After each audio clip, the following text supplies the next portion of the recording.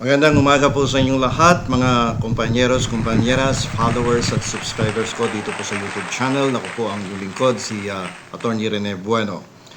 Alam nyo po, medyo nagtitrending itong usapin tungkol sa napipintong paglabas ng warrant of arrest laban kay Vice Presidente. Viral to dahil doon sa kasong isinampa na grave threats laban sa kanya, sa mga pagbabanta niya sa buhay ng ating Pangulong si Ferdinand Marcos Jr. at sa kanyang pamilya. So ang katanungan dito at ang nagiging argumento, debate ng ating mga netizens ay hindi ba't itong si Vice President ay tulad din ng ating presidente na mayroong immunity card mula sa mga criminal cases. Ibig sabihin hindi siya pwedeng kasuhan ng kriminal o arestuhin habang siya ay nakaupo bilang vice presidente. Parang sinasabi tuloy dito ng kampo o ni vice presidente ay hoy, impeachable official ako. Hindi nyo ako pwedeng kasuhan sa Sandigan Bayan habang ako po ay sitting vice president. So tuloy, marami ang nagtatanong sa akin na totoo ba yan, attorney? Hindi ba siya pwede talagang sampahan ng kaso sa Sandigan Bayan kasi ongoing ang impeachment trial laban sa kanya. Hindi din siya pwedeng arestuhin, di ba? Sasagutin po natin yan, alamin natin at bibigyan natin ng legal basis ang ating paliwanag sa episode na ito. So, ang tanong is that sino ba talaga ang merong VIP pass na hindi mo pwedeng kasuhan habang siya ay nakaupo bilang isang public official sapagkat siya ay nag-e-enjoy ng immunity from suit. So unawain natin kung ano ba itong tinatawag na immunity from suit. Ito ay trending na trending ngayon at marami ang ito ay pinag-uusapan dahil dito sa hinaharap na mga kaso ng Vice Presidente. So sa madaling salita po, ang immunity from suit ay parang parang invisibility star kay Super Mario. Pag may immunity ka, kahit anong ihagis sa iyong kaso o kahit anong asunto pa yan na isasampa laban sa iyo, tatalbog lang yan, pabalik doon sa naghagis. Hindi ka pwedeng sampahan ng kaso sa korte habang nakaupo ka sa pwesto. Pero ang tanong is ganito. Sino ang may-ari ng VIP? Only immunity, Yung itong only immunity pass sa Pilipinas. Ano ba ang sinasabi ng batas? Okay, ganito po yan. So ayon po sa ating 1987 Constitution at sa pamosong kaso, ito alam ninyo to dahil bago-bago itong kaso na to, ito pong kaso ni De Lima versus Duterte. Okay? Iisa lang po ang may hawak ng VIP card na ito, yung immunity from suit. Walang iba kundi ang Pangulo ng Republika ng Pilipinas. Ang presidente lang ang merong immunity from suit. So ang tanong siyempre, bakit yung presidente lang? Kasi po ang presidente ang chief executive. Siya po ang head of the state at siya po ang commander-in-chief. Okay? So, ibig sabihin, pag ganyan ang mga pwestong hinahawakan mo, super busy yan. Super busy si presidente. Kung araw-araw siyang papadalhan ng subpoena o ipatatawag sa piskal dahil sa reklamo ng kapitbahay na maingay ang videoke. Okay? So, paano natatakbo ang bansa? Kaya binigyan siya ng konstitusyon ng shield para makapokus sa pagpapatakbo ng Pilipinas. Andiyan dyan yung immunity from suit. So, siyempre, para tuloy-tuloy ang serbisyo sa bayan at walang istorbo kung aasarin mo yung presidente, di araw-araw, kung ilang libo yung asar kay presidente, di araw-araw may kaso yan, di araw-araw nakipiskal yan. Naku po, ano na mangyayari sa pinuno ng bansa at sa ating bansa? Okay, so paano yung Vice President? Meron ba yan? Ayon po sa batas, wala pong immunity ang Vice Presidente. Okay? Ang ganito yan, optional lang ang trabaho ng Vice Presidente ayon sa saligang batas. Alam niyo po kung hindi yan po pagkakatiwalaan ng presidente na bigyan ng isang cabinet post o posisyon, ang main constitutional function lang ng vice presidente ay mag-intay na ang presidente ay alam mo na yan, no? Mag-iintay yan ng kapalaran ng presidente kung kailan aakyat sa taas. Nung araw, natatandaan ko yung dati kong boss, no? Na isang very high official of the land before.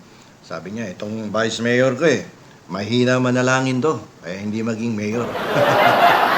So dito, bakit ka bibigyan ng immunity kung wala ka namang ginagawang napaka-critical araw-araw na trabaho na pwedeng ma-distract yung trabaho mo dahil dito sa kaka-attend sa mga trials, sa investigation. So, walang dahilan para bigyan ka ng immunity from suit. Kaya kung sinasabi ng mga abogado ni Vice President na may immunity from suit siya, kasi impeachable official siya, mali po, no? Ang interpretation na yan. Sa aking palagay, sa aking pananaw, mali po yung interpretation na yan. Baluktot na logic po yan. No, parang sinabi mong dahil may ticket ako sa sinahan, no? Dahil may ticket ako sa sinihan, libre na din dapat ang popcorn at soft drinks ko. Hindi po ganun yun. Iba po ang sitwasyon ng presidente. Iba po ang sitwasyon ng vice presidente at ng other impeachable official. So, ikumpara po natin yung impeachment, no? Yung impeachment case versus the criminal case. Magkaiba po yung mundo na yan, no? Magkaiba ang laro ng impeachment at ng isang criminal case. So, tingnan po natin, no? At ano ba sinasabi ng Article 11, Section 2 ng 1987 Constitution? Okay? Sino po ba ang mga impeachable officials? Dito po sa provision na nasabi ko sa ilalim po ng ating saligang batas, ang mga impeachable officials po ay unang-unang nakalista dyan, ang ating presidente. No? Pangalawa po sa listahan, syempre, vice-presidente. At pagkatapos, lahat ng justices ng Korte Suprema. Mula sa Chief Justice hanggang doon sa ika-15 miyembro ng ating Korte Suprema. Kasi ang Supreme Court, lahat-lahat yan, 15 yan, justices na yan . At isa yung pinuno, siya yung Chief Justice. At ang susunod dyan, yung mga members ng Constitutional Commission. Ano-ano ba yung mga Constitutional Commissions? Ayan dyan yung Commission on Elections, andyan yung Commission on Audit, at yung Civil Service Commission. So, bali tatlo yan, yung mga Constitutional Commissions na nakasaad sa ating saligang batas. At ang pinakahuli ay yung Ombudsman. So, lahat yan, habang nakaupo yan, no, ang pwede lang dahilan para tanggalin sila is through impeachment. Okay? Sinasabi sa batas na sila ay pwedeng matanggal sa pwesto sa pamamagitan ng impeachment dahil sa mga kasalanang tulad ng memorize na ninyo itong grounds na to culpable violation of the Constitution, treason, wala namang giyera dito, hindi kasali yan, bribery, graft and corruption, high crimes o kaya yung betrayal of public trust. Okay? Pero pakinggan nyo ng mabuti ang Section 3 o intindihin nyo ng mabuti ang Section 3, Paragraph 7 ng Article 11 ng ating pong 1987 Constitution. Ang sabi dito, judgment in cases of impeachment shall not extend farther than removal from office. Okay? So, ang kasunod dito, sabi dito is but the party convicted shall nevertheless be liable and subject to prosecution, trial, and punishment according to law. Yan po ang sinasabi ng ating saligang batas. So, paliwanag natin ng mabuti para mas malinaw, no? Sa ating mga amigos at mga amigas, ano po ang ibig sabihin nitong probisyon ng batas na aking binanggit sa simpleng Tagalog? Okay? Ang sabi dito sa Tagalog, ang impeachment po ay isang political process. Ang hatol lang dito ay matanggal ka sa pwesto at maban ka na habang buhay sa gobyerno. Hindi ka na pwedeng ma-appoint, hindi ka na pwedeng ihalal sa anumang posisyon sa gobyerno. Kahit kagawad ng barangay, hindi ka na pwede. No? Dito, sa provision na to, sinabi, hindi ka ipapasok sa kulungan, no? Sa impeachment trial. Walang NBI clearance status na masisira doon. Ang gagawin lamang kung ikaw ay convicted, tanggal, ban ka na sa gobyerno. Wala ka ng pwestong pwedeng hawakan sa pamahalaan. Okay, so ang criminal cases sa Sandigan Bayan ay isang judicial process. Ang habol naman dito ay makulong ka, mabilanggo ka, at magbayad ka ng piyansa o kaya multa. Okay? So, yan yung judicial process. Ibig sabihin, magkaibang laro sila. Magkaibang lane sila.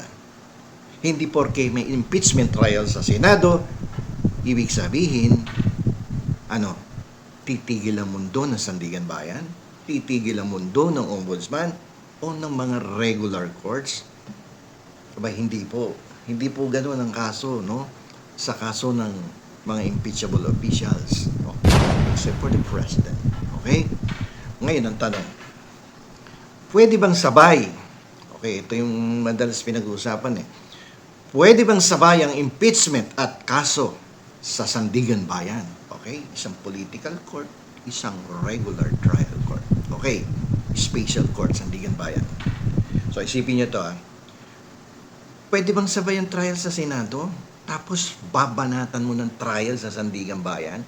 And in this case, yung kaso ng graft, ng plunder, o kaya sa regular trial court sa RTC. Pwede ba yun? Okay. Anong sagot? Opo. Pwede po na pagsabayin ang trial sa Senado, sa RTC, sa Sandigan Bayan. Wala namang sinasabing pinagbabawal yan, no? Walang tinatawag dito na double jeopardy, no? Dahil hindi naman dalawang magkaparehong kasong kriminal ang pinag-uusapan. At wala din po ditong sinasabing prejudicial question kasi hindi kailangang hintayin ng Sandigan Bayan o ng hukuman ng hatol ng Senado bago sila magdesisyon kung may nakuha ka bang pera sa pondo ng bayan. Okay? Maliwanag yan. Kasi political yung isa judicial. So pwede mong pagsabayin yan. Malinaw. So isipin nyo malinaw yan. Okay. Ang Sandigan Bayan, sa ilalim po ng Republic Act 3019 o yung tinatawag nga nating Anti-Graft and Corrupt Practices Act at yung PD 1606 ay meron pong exclusive na power o may eksklusibong kapangyarihan na litisin ng mga matataas na opisyal ng gobyerno. Ano ang nasasakupan? Mula po yan sa salary grade 27 at pataas, no? Matataas na posisyon na yan, no? So, kung saan kasama dyan ang vice presidente, kasi mataas ang grado, salary grade ng vice, no? At pwede silang kasuhan ng pagnanakaw o korupsyon, okay? Doon ang punta niyan sa Sandigan Bayan. So, pero yung salary grade below 27, hindi Sandigan Bayan yan. Sa regular courts ang punta ng mga yan. Okay? Halimbawa, habang dinidinig sa Senado ang impeachment laban kay Vice President, ang Ombudsman naman ay mag-ahain ng information sa Sandigan Bayan. Yung information, ito yung formal complaint, no, to be filed or that will be filed by the Ombudsman. Information po ang tawag doon sa complaint sheet na isasampa sa Sandigan Bayan. Legal term kasi yan. So, pag sinampa yung information sa Sandigan Bayan, no? So, si Sandigan naman, Bayan, ay titimbangin lahat ng ebidensya. Okay? So, sa Senado, ano naman ginagawa?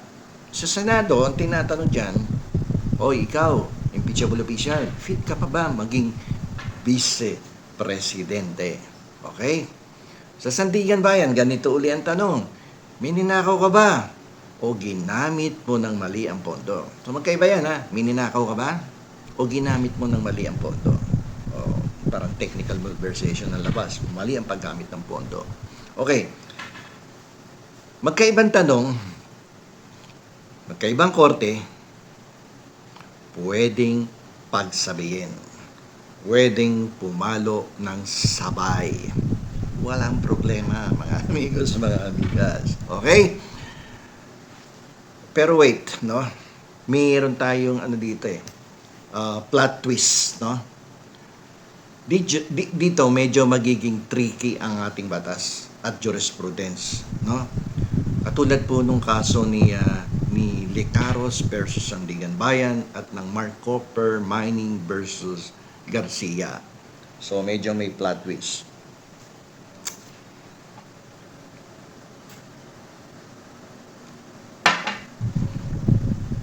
Ayon po doon sa jurisprudence, ang impeachment ang exclusively sole method para matanggal sa pwesto ang isang impeachable official habang nakaupo siya. So, exclusive yan. Pwede mo lang tanggalin yan sa pwesto, no? Through an impeachment. No? Yung mga nabanggit ng official kanina na nakasulat, nakalista sa ating saligang batas. No? Ibig sabihin, pwedeng magpatuloy ang investigasyon ng ombudsman. Walang hahadlang dyan. Walang pwedeng humadlang dyan. Pwede mag-issue ng warrant of arrest ang Sandigan Bayan, no? Kung available naman na issue ng warrant of arrest, pwede naman magpiyansa. Diba? Pwede magpiyansa yan kung available offense. Okay? So, arestuhin ka ng Biyernes ng hapon, tapos na si judge. Umuwi na, walang pipirma ng warrant. O, di magbakasyon ka ng Biyernes ng gabi, Sabado ng gabi, Linggo ng gabi. Hintay mo yung Lunes. Tapos mag-file ka ng motion, no? Or motion to bail. Okay? So, kasi bailable naman siya. Okay? So, pwedeng magkaroon ng marathon trial at maglabas ng desisyon, no? Or conviction ang Sandigan Bayan.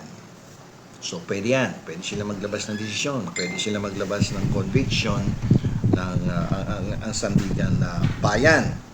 Okay? So, pero ito yung pinakamalaking pero. Oh, okay. Kung ang ipapataw ng parusa ng Sandigan Bayan ay removal from office, pagkakatanggal yan sa pwesto, no? O preventive suspension, no? Hindi mo na ito pwedeng ipatupad agad-agad habang nakaupo pa siyang vice presidente. So pag-usapan natin, bakit?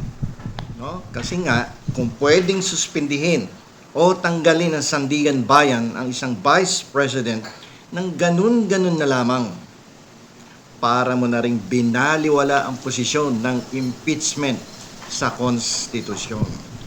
So, kaya mga amigos, mga amigas, anong mangyayari dito? Kapag yan ay nagsabay-sabay na isinampa sa Sandigan Bayan sa regular trial courts, tapos nagkakaroon ng impeachment trial. So, ano mangyayari? So, tutuloy ang kaso sa Sandigan Bayan. Okay? Tutuloy ang kaso sa regional trial court. Kung makonvict siya habang vice president pa siya, ang parusang pagkakatangkal sa pwesto o pagkakakulong ay mag-aantay sa pintuan ng kanyang opisina. Sa sandaling matanggal, excuse me, nabulol na. Bulunan. Okay.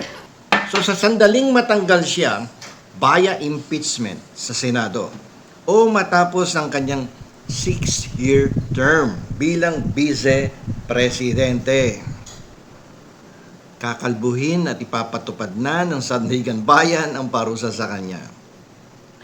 Parang ano lang yan parang online shopping. Order ka, confirm.